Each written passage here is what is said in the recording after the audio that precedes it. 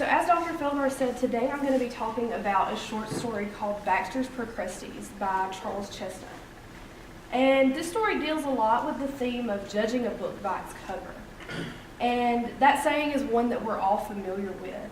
And it sheds light on the issue that judging a person based solely on his or her outward physical appearance is something that we need to be aware of and that we need to realize is a problem. And judging a book by its cover is something that has occurred throughout history and has sometimes led to astronomical consequences when you think about the systems of slavery, the institution of slavery, the Holocaust. All of those events took place because someone decided to judge a book by its cover. And Chesnutt uses this saying as a metaphor to kind of represent the foolishness of racism and slavery during the time that this story was written. And this short story, it's almost certain that it was inspired by an actual incident that happened to Charles Chesnutt. Charles Chesnutt was of mixed ethnicity, and he was denied the right to be a member of a particular book collectors club solely based on the fact that he was of mixed ethnicity. And this short story that we're going to be talking about discusses the fictional Bodleian Book Club, the Book Collectors Club, and they're a group of these kind of religious book worshipers. And Chesnutt uses this club and uses the people involved to help parallel and represent racists and those who tend to put value on a person's physical appearance over everything else. And just from the very beginning of the story, one can see that physical appearance that's what governs the Bodleian Book Club. The Bodleian Book Club is named after a famous library, so the name itself brings that prestige and that social status to the book club. And the men who are members of this club, they're described as gentlemen of culture who enjoy collecting books. And their area is described as a shrine for local worshipers to come and enjoy these physically attractive books with fine bindings and rare editions. And just from the first few sentences of the story, you kind of see that they really don't have a whole lot of interest in the content of what's inside these books. Their interest lies in the rare editions and the fine bindings and the physicality of these books. And these men, you can tell that they want to appear smart and appear that they have this certain social standing. And they collect these high-value books and place such high value on those books in order to show that they have that place in society. And this kind of parallels with the idea of racism. Racist people, they typically value the physical appearance of a person's skin. And in doing that, they're trying to attempt to look lower or look less of themselves or be in a different social status. They want to keep their high rank in society, and that's what brings that about. It even says that much taste and discrimination have been exercised in the adornment of the area where these people are meeting. So they only choose the best decorations for their wall, and they only choose the best books to include in their library. So obviously that means that the people that they choose to join their club have to be the best of the best. And one of the requirements for membership is that members must produce a new variety of pipe for their collection, because annually they have a tobacco smoking ceremony where they celebrate tobacco, and that's one of the big ceremonies. And what you know about ceremonies and collections are all about the physical. They're not about the content or the meaning behind it. That's more of the physical aspect, and it's about those physical appearances. And the members of this club, they are constantly embracing the physical in order to maintain their social status and their social ranking. The fact that the club is a book club also helps with their social status. Books carry a connotation of intelligence, and these men are supposedly discussing these works of literature, and they're collecting these fine books and listening to these authors come and speak to them. And you can see in the story that the further the story goes along, we realize that they have no real interest in the literary value of the text.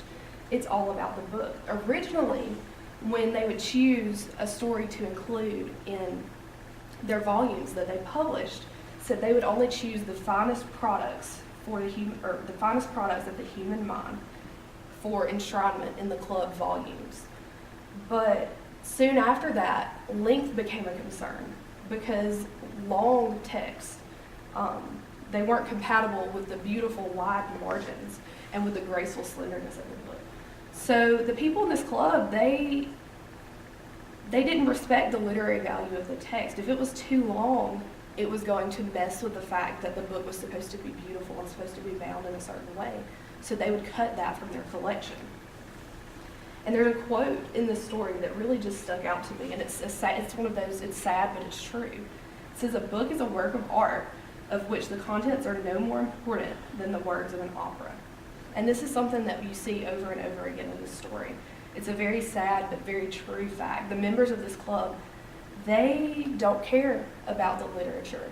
They only care about the rare editions and those fine bindings and the beautifulness and the physicality of those books. So when we return to the idea of Chestnut's story as a metaphor for the foolishness and the practice of slavery and racism, we can see that the same ideas kind of apply to both situations. A lot of people were racist because that put them a step above someone else. Think about poor white people. They were racist and they had slaves probably because they needed to be one step higher, because they had the rich white people over them. So they needed to have somebody less than them and somebody under them. A lot of times these white people, they attempted to just try to meet their need for social dominance by relying on those physical differences between the skin color of the whites and the blacks. And the slavery and racism, it was an idea that was so instilled in society at the time that a lot of people just kind of didn't even realize that it was a problem and ignored it. And it kind of took someone from the outside looking in to say, hey, something needs to be done about this situation. And even when they were called out, it took a long time for change to take place. And if you look around today, and you can see changing is still taking place in that situation. And this is the same in the story. A young English visitor, he comes to the club, and his name is Hankin. And they're sitting around talking about Baxter's book. He published this book, the book club, they put it together for him in the finest binding in the most beautiful way possible and had it published. And when they published the books, the pages were uncut, so nobody had opened the books. And that made the books more valuable. So people didn't want to cut open the books to read them because it took away from the value of the book and the physical appearance of the book. So there were certain men who were assigned to lead a discussion on Baxter's book. And they come and they start talking about how wonderful his book is, and they talk about all the different things that they've read, and they're kind of just making things up based on what they know about Baxter, what little they know about him, because they hadn't opened the books, because they didn't want to take away the value from the book that they had in their possession.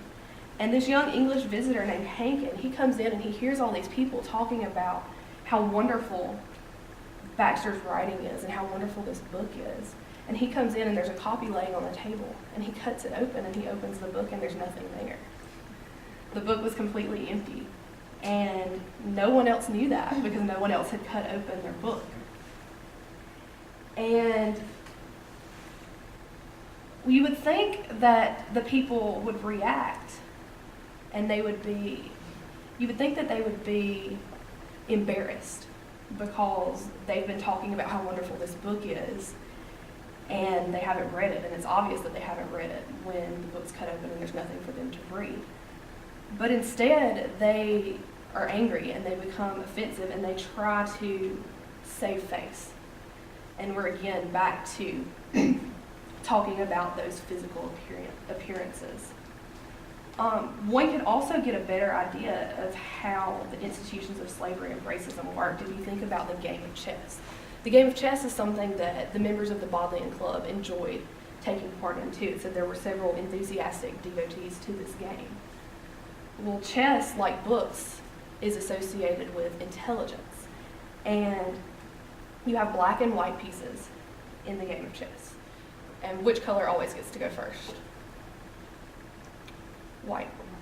The white pieces get to move first. So one might say that the white pieces in the game of chess have an unfair advantage over the other team.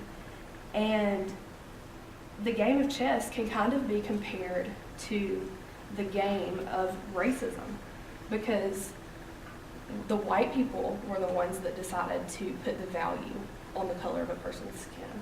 And they're the ones who made that first move. And the black people who came after that, they just kind of had to accept that and deal with what they had on the board in front of them. So that's something else to think about. But overall, the motivation of appearances, it kind of fuels people into doing questionable things that they might not always do. And a lot of times, even when those motivations are revealed, change may not occur. When the members of the club find out that this book is empty, nothing changes. They're just like, oh, well, that's a really unique idea. It's a blank book. And they ended up selling it in their auction for an even higher price because it was so unique, because it was a book with nothing in it. So even when motivations are revealed, a lot of times that won't bring about change. And you can kind of think about how they felt about the club. They believed so devoutly in their club and their ideals that it was preventing them from seeing the wrongness and the fact that they were focusing on the physical and not on the actual text of the books and on the literary value of what was in those books. But you can kind of think about the Bodleian Club as its own religion. It's described as a shrine for worshipers of books. It says that pilgrims journey to the club for enlightenment on literature. And they have this hitting the pipe ceremony every year.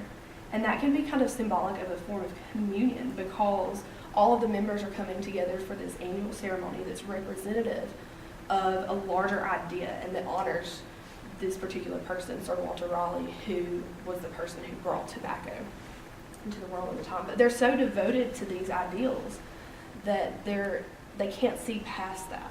They're only focused on those ideals, and they can't see those wrongdoings. But racism and slavery can also be viewed as a kind of religious cult-like mindset, because in their prime, there was a cult-like following.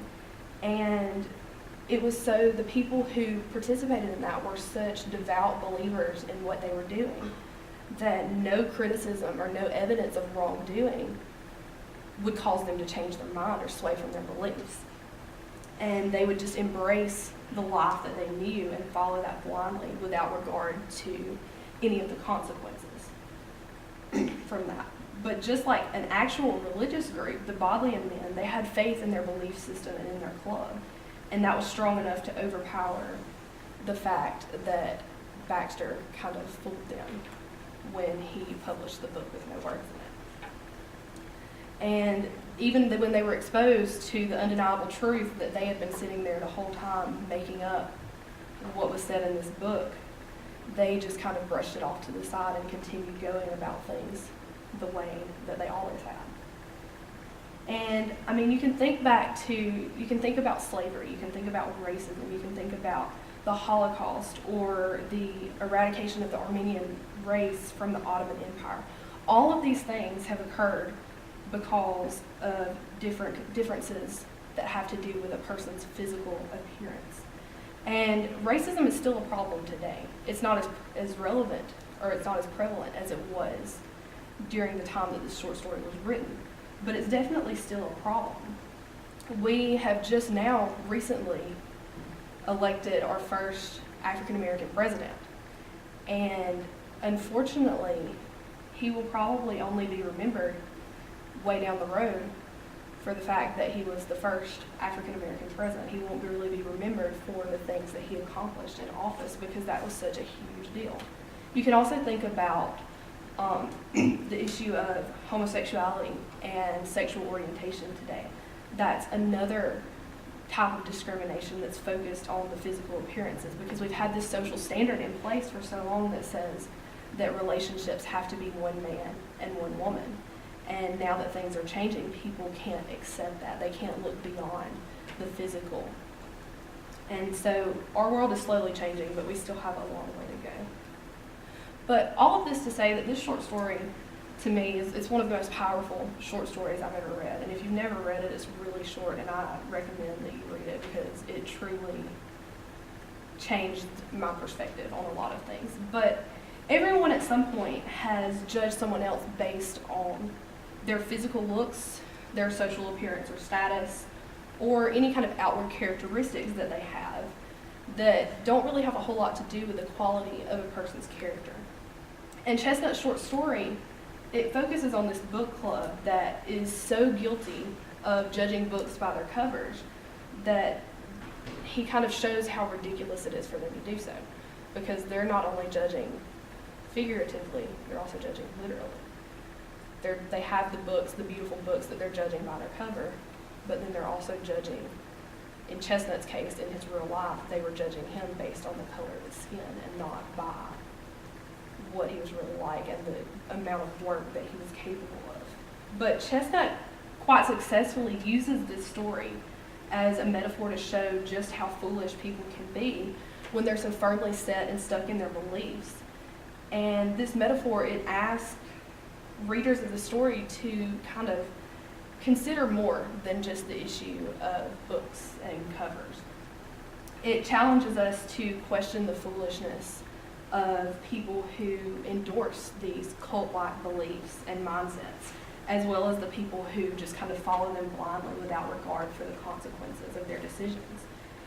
And Baxter's Procrustes, it's an extremely well-written, powerful piece of literature that does an excellent job of exposing the adamant nature of human discrimination and exposing the people who unsuccessfully attempt to avoid foolish appearances by actually valuing those foolish beliefs and ideals.